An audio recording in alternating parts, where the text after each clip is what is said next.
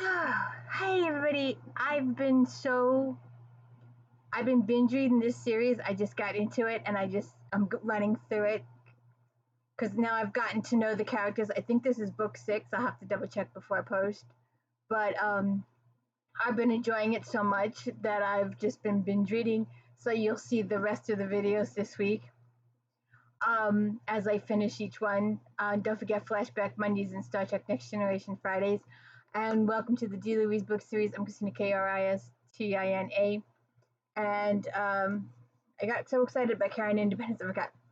Murder at Crossways, a Gilded Newport mystery, Alyssa Maxwell. And I found another Gilded mystery, different author. So I'll be doing that later this week. I've got a hair in front of my face. There you go. Oh, it's on the glasses.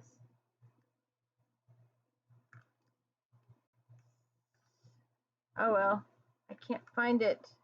It's here. So anyways, maybe you can see it. Murder at Crossways, a Gilded Newport Alyssa Maxwell series here. Alright, so 3 people are dead. All 3 killed in very similar matters. Someone is also sabotaging Emma's stop.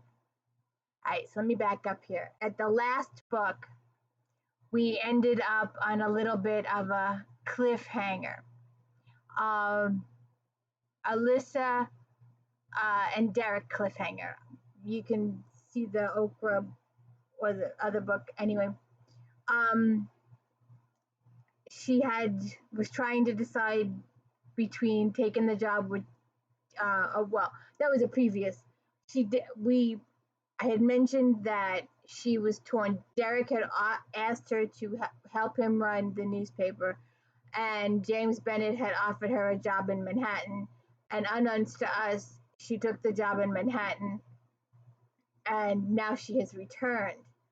And that was the last book, her returning. So in this book, she's running the newspaper and investigating the 3 murders. And while she's investigating the 3 murders, her newspaper has been sabotaged. Derek is out of town, and she actually agreed in the last book to run the paper. So we have our 3 murdered peoples. This book starts 3 weeks after the murder at Okra. A man is found dead at the beach, and his resemblance to Brady's father is he ends up being Brady's father. They don't say that it'll be him. Jesse White shows up. She faints because she thought he was Brady's father, but it turned out he wasn't.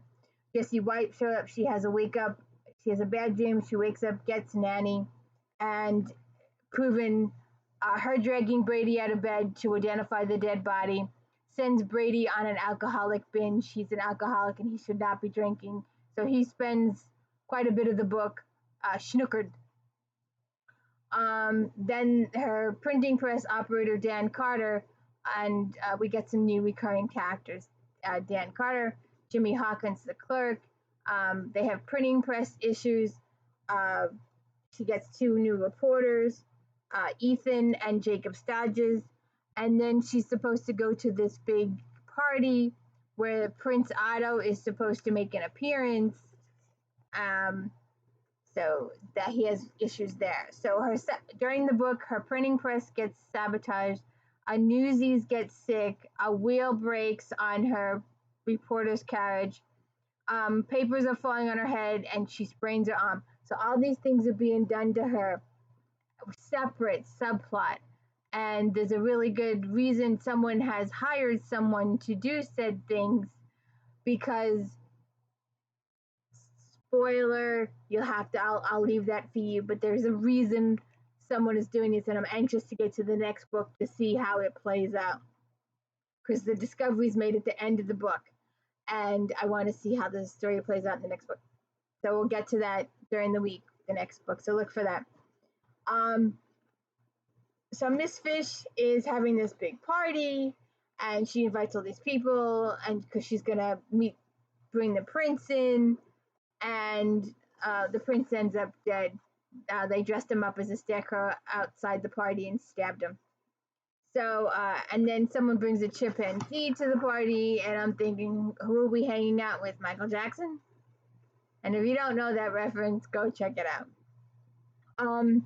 So they confirm it's Brady's dad, and there's a lot involved here, and it's very multi-layered. There's several different suspects. You're leaning towards one suspect the whole book, and then the real suspect comes out of the blue. It's like, have you read books where the whodunit makes an appearance, says hi, whatever, and you don't see them for several chapters? Then there are books where the real killer makes a continual appearance throughout the whole book, but you don't suspect that person. They don't. We're suspecting this other person instead. And when this other person gets shot in the head, obviously they're not the one doing the killing, it's somebody else. So it's a really multi-layered story, and it was a good read. I got 100 pages in before I went back and said, you know what, I need to go keep track of the characters, because there was several new ones. Like I said, the printing press guy and the newsy guys and the cooks, and they were just a side story. And I'm looking forward to seeing how that side story plays out in the next book, like I said. And Minifish enjoys helping Emma with her investigation. And Emma is still using Maestro, the horse, and Barney's still having a few issues.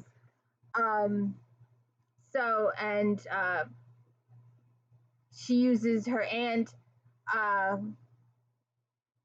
to help. She goes, I need a party. I need to have certain people in a room together. Can you host a party? Her aunt will host a party for her. So, like I said, I'm trying not to give too away here, but I'm probably am. But like I said, there are 3 people end up dead by the end of the book, and they're all killed in similar manners, except for the one guy that was shot. And it's very layered and multi-layered. The twist comes at the end. You did not expect the who did it. It was out of left field, and it's explained. It's the old cliche murderer explaining what they did at the end before they kill you type situation. So it's a very layered proposal. There are several people in this book with secrets that are some of the reasons behind the killer's reason for doing it. And if the killer knew some of these secrets, he might not have done the killing, because there was a huge, huge, huge secret that might have prevented him from even starting. If he knew, because he was killing out of jealousy, he was massively jealous. And if he knew this big secret, he would have known that killing was not necessary. But that you don't find that out till the end. And like I said, the killer is present through the entire books, comes and goes from scenes, and you don't suspect them at all. You may not like them at all, but not as much as you dislike this other person. And then this other Emma gets attacked a few times. She's injured. Some guy comes onto her real strong. There's almost she feels threatened personally, like he's going to do something, and she's running out of the house. It's a really good story. It's quick read. I ran through it. It was really good. It grabbed my attention, especially at the end. You just can't put it down. Once you get to a certain chapter, you've got to know how it follows through. You've got to go through. You want to know. There's almost so much. You can't enjoy it so much because you've got to know. So you got to keep reading, even if it's 1 o'clock in the morning or 2 o'clock. You just got to keep going. You can't put it down, because once you get to those last few chapters, you've got to know. And then the surprise revelation about the saboteur is waiting to play out in the next book, and I'm anxious to get to it. So please hit the like and subscribe. Please do the thumbs up. We do Star Trek Next Generation on Fridays, and we do Flashback Mondays. So please check it in, and please check out my daily book reviews. I've read a lot this week, so there's a lot of videos, and I really need the like and subscribes. It's up to you people, the public, to support this channel. We've been going over 10 months now, and we're still in the basement. Please get me out of the basement. All these other channels got thousands and thousands of likes and thousands of views, and my average video probably gets 5. So if you could spread the word and share with the world, please check it out. It's the D. Louise book series. I just read books, talk about books. There are no special effects, there's no theme music. It's just me reading books and talking enthusiastically about the books. So please check it out on this really rainy Saturday and have a good one. Thank you.